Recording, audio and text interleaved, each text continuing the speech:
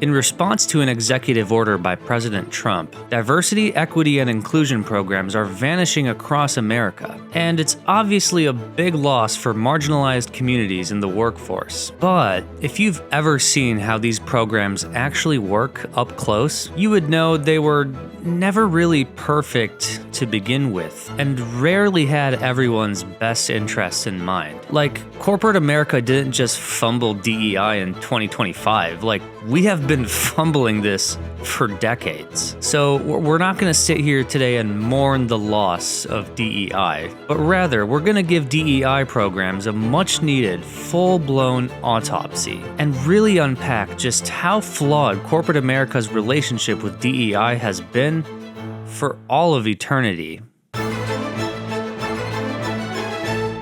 Now, I need to start by saying I am not anti-DEI, okay? This is not hey, DEI programs are racist to white people, America. And it's also not, DEI is racist to Indian people, okay? Oh, no, that's not what this is. If that's you, go away, not for you. Bad dog. DEI programs were supposed to make corporate America look less white and male. At least that's how we were sold it in all these corporate culture videos. I mean, have you seen those things? Wow, our company is so culturally rich. We really value all types of people, including Deshaun over here. We love black people. Now, as cringe as it was, we as minorities, at least we had this like one thing to at least kind of believe that we were on a path to progress and better representation. Like, oh my God, you hired a black guy? You hired a female software engineer? Oh my God, you must care about us so much. Oh, have my babies, Mr. Shareholder. Oh. And now we don't have it. And it kind of sucks. Like, as cringe and as flawed as these programs were, it still feels like a big loss for my fellas of color. But at the same time, I worked in tech for 6 years, and I lived through and witnessed this often flawed implementation of DEI programs, and they were rarely designed to actually help minorities, nor were they ever designed to make work better for anyone. So now that DEI in America is no more, I want to do a full autopsy on DEI programs in America, how they were designed, how they evolved, why so many of them failed, and then share my firsthand experiences with DEI at work, and just how deeply flawed these programs were in practice. Now, when most people think DEI, they think 2020, George Floyd. America gets its regular dose of seeing a black man die on TV. And since everybody is quarantined at home and has nothing else to do, like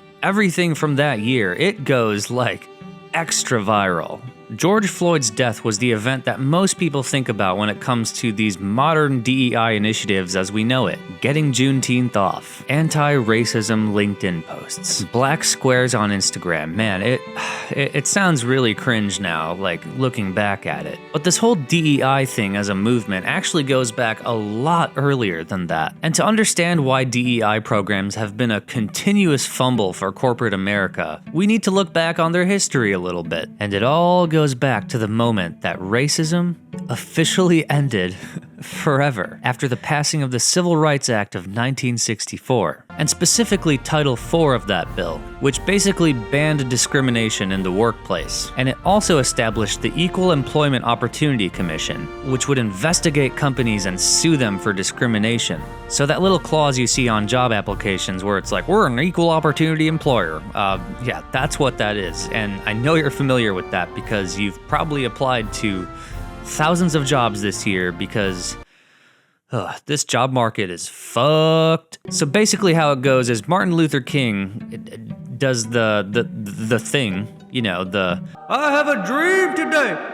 And then this bill passes, and then big shareholder was like, yeah, we're pretty fucking racist. Fuck. Companies actually started getting sued for being racist. There was a Supreme Court case, Griggs versus Duke Power Company, a first of its kind case. Black employees sue the company for using IQ tests and diploma requirements to screen out black workers. And the Supreme Court ruled that although this was a neutral-looking screening requirement, it could be illegal if it had a disparate impact on disadvantaged minorities. And in this case, it did, since black folks were statistically more likely to not have a high school diploma or just score lower on these exams due to all kinds of education disparities. And so this court case spooked out companies because it showed that they could be sued even if they didn't intend to discriminate, even though they totally did. And then you get to the 70s and 80s. That's when affirmative action becomes a thing. Richard Nixon creates this Philadelphia plan, which basically requires federal contractors to hire minorities. So you can imagine a lot of companies are like, all right, let's just get a bunch of them in there, okay? We don't want to get sued, bro, okay? Just get them in there, Just get a bunch of them in there so we can keep doing our thing and making money, all right? But hey, we can't just get a lot of them. We actually need to look like we're trying to be nice to them too. And not racist, I guess. And so, the infamous diversity training was born, which is basically a very uncomfortable video your company requires you to watch about every quarter, where it's basically some white guy coming up to a black employee and they're like, you have fun hair. Can I touch it? You have oh, it's so nice. Oh, what the fuck? Roosevelt Thomas, go Google him, big early DEI training champion. Did it work? I mean, no. No, that shit did not work, okay? People are still fucking racist at work. That didn't work. It still doesn't work. It turns out you can't fix racist. In fact, there were some studies that showed that these trainings made white male employees feel more resentful, and that no matter what they did, they would always be seen as racist. Oh, poor white men. Oh. So yeah, that shit did not work. Anyway, then you get to the 90s and 2000s, which were kind of a weird time in terms of how we perceived race in America. Less companies are getting sued, employee handbooks at companies are becoming totally social justice warrior proofed. It really was this odd period where we were kind of made to believe that we were now living in some kind of post-racism society. Were people still being racist at work?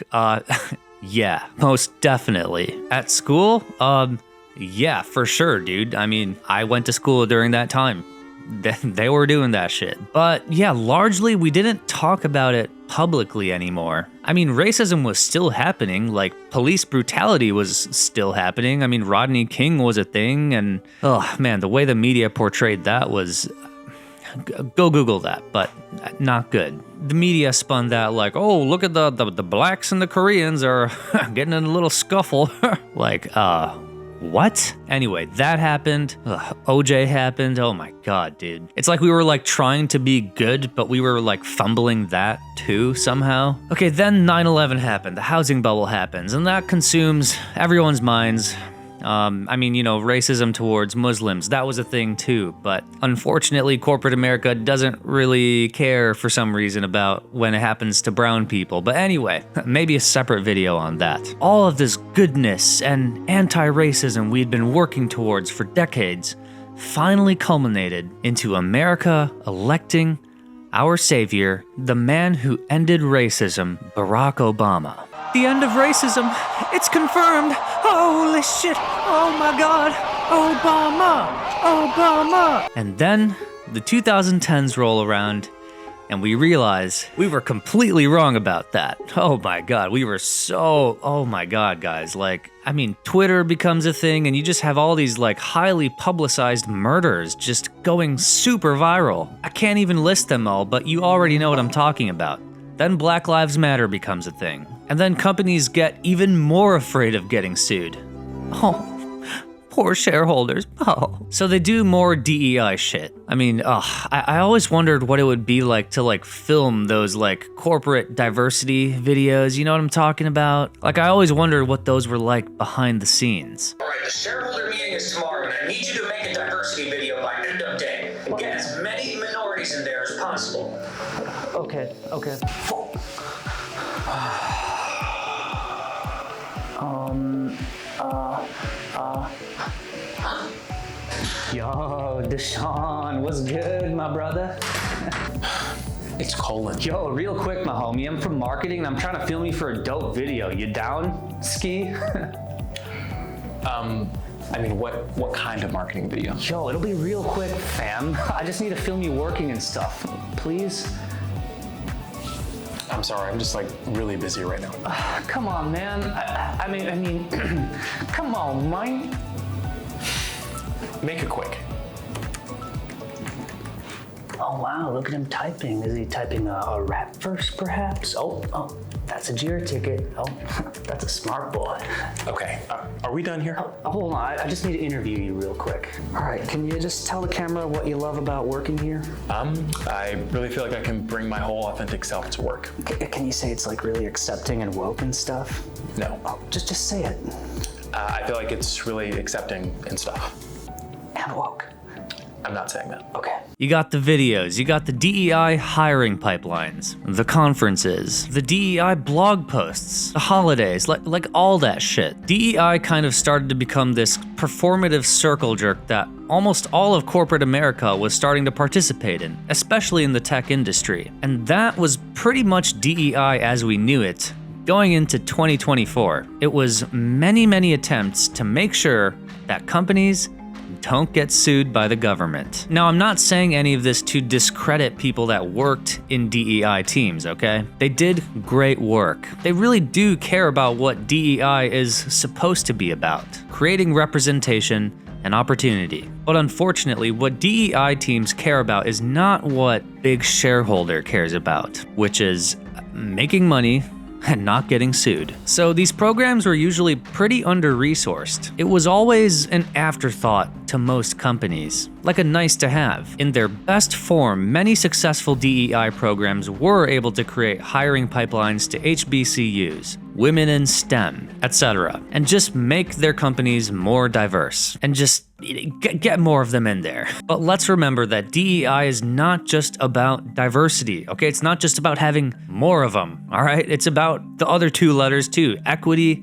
and inclusion. And it's these two letters that, in my personal experience, I have witnessed companies really miss the mark. So first off, what is equity? Okay, equity is the fair allocation of resources and opportunities, in this case to historically disadvantaged groups in the workforce. You can hire a lot of black and brown people, but it turns out you also need to address their unique needs and disadvantages. I will never forget one of the startups I worked at. Our company was very much on a DEI push. And let's just say we got a couple new people to join our team out of the blue who were coming out of this push, okay? Really hardworking people. But I do remember just immediately noticing a pretty big skill and education gap between them and the rest of the team. And that's fine, okay? That's totally fine. I am all for like hiring from non-traditional backgrounds, like that's fine. I don't judge on that stuff, but this is like a very technical team at a pretty intense startup work environment. I remember being kind of concerned that they might not be well set up for success. And yeah, no, they were not. They were not set up for success. They had an awful time, and they ended up getting laid off. It was really sad. I remember talking to one of them one-on-one, and they were just sharing how miserable they were, how they felt like they were getting all the shitty work, how they needed more time to learn things, and just felt like they were being thrown into the fire a little bit. And they felt like they were kind of just moved very swiftly through the interview process, and they kind of just felt like a number to make the company look good. And that sucks, man. No one wants to feel like that when they start a job. And I felt really bad because this person clearly felt that they had been a little bit taken advantage of and not very supported. And that's when I realized this company completely failed the equity part of DEI. If we're going to commit to hire from historically disadvantaged groups to the point where we're even going to like compromise on background and requirements, then we need to do what we can to provide them support and training to make them feel like they're on equal footing and have an equal shot at success. And if we can't commit to that, then what's even the point, man?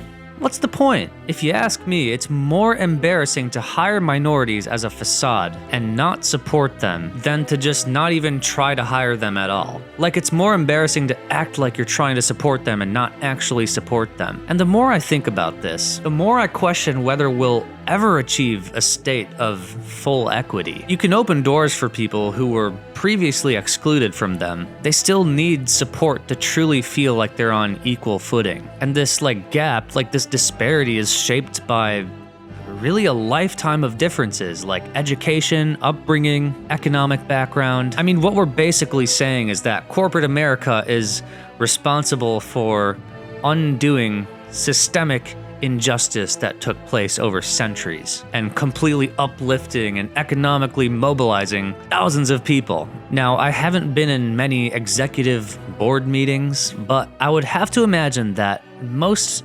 corporations are not thinking about these things. They're just thinking about money.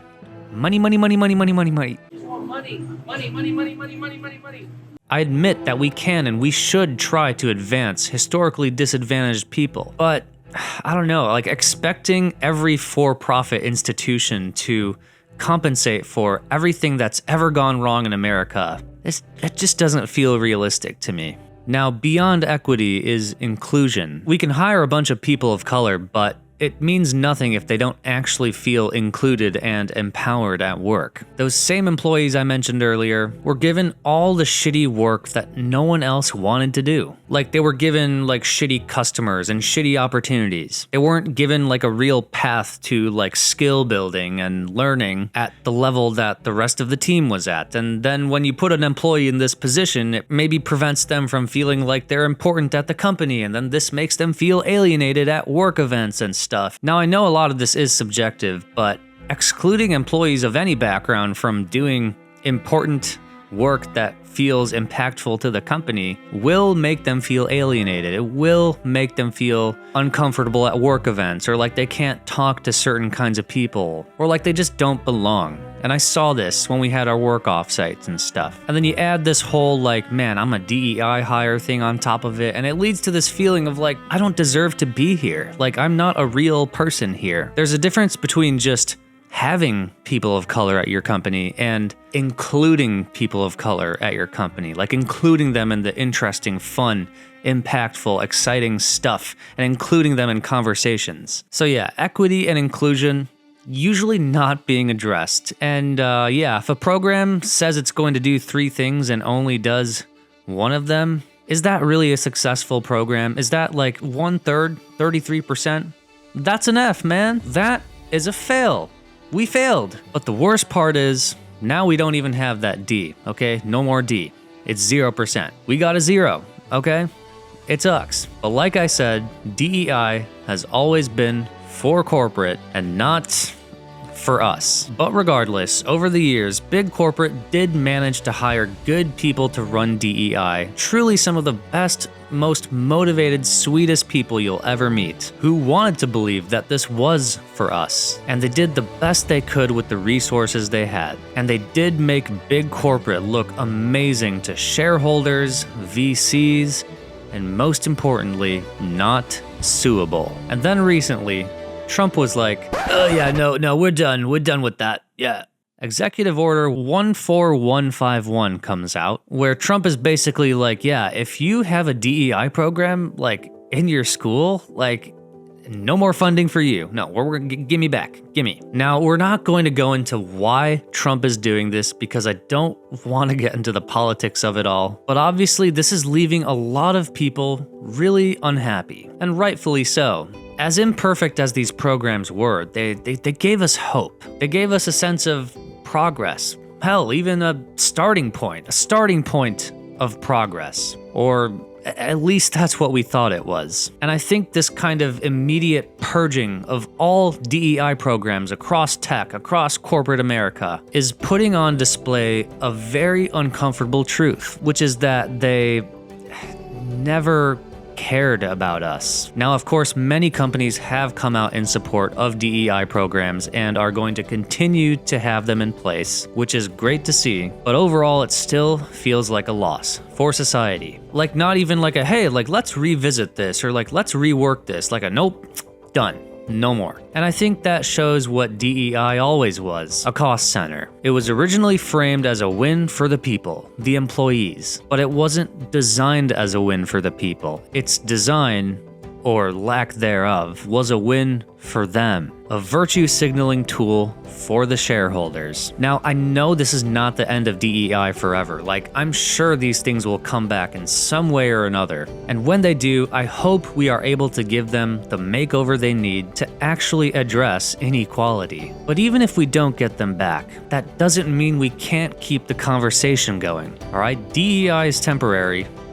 TikTok is forever. No, but seriously, we still have YouTube, TikTok, Instagram. We still have all that shit, all right? And the conversation doesn't stop no matter what corporate program they take away from us. They control the institutions, they control what happens, but we decide how we feel about it. And we have the freedom to talk about it publicly and tell the world how we feel about this. I have made that one of my main pillars with this content shit, to just speak out on fucked up things I see at work. Between Ramesh being abused, to the offshore team being treated poorly, to the microaggressions towards Priya, like whatever, all right? I have made it my point to show what is happening and how people are being treated. And I encourage you to do the same. I mean, it did cost me my job, but I didn't tell you guys about that.